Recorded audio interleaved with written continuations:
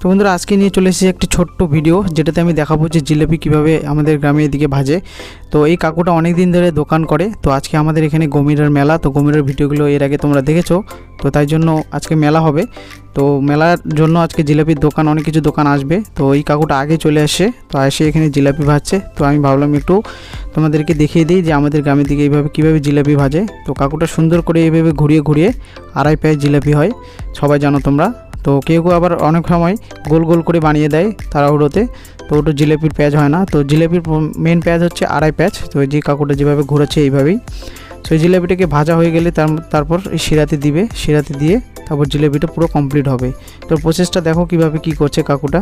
তো এইভাবে ভাজানো হয়ে গেছে, ভাজা হওয়ার পর এখন দেখো শিরার মধ্যে ডুবিয়ে দিল।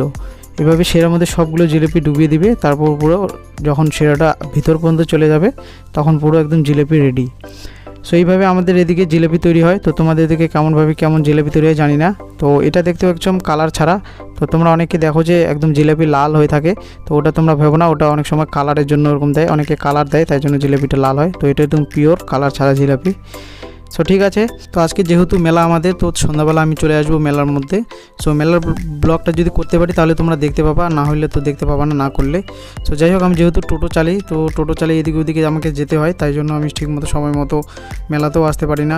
অনেক মেলা আমি এবার মিস করে ফেলেছি, অনেক চড়ক পুজোর মেলা, ঠিক আছে, তারপর আমাদের বার্নি মেলা হয়েছিল, সেগুলো আমি অনেক মিস করে ফেলেছি। তো যাই হোক, টোটো চালালে এরকমই হয়। যদি তোমাদের এই মিনি ব্লগটা ভালো লাগে তাহলে চ্যানেলটিকে সাবস্ক্রাইব করে একটা লাইক দিয়ে দিও।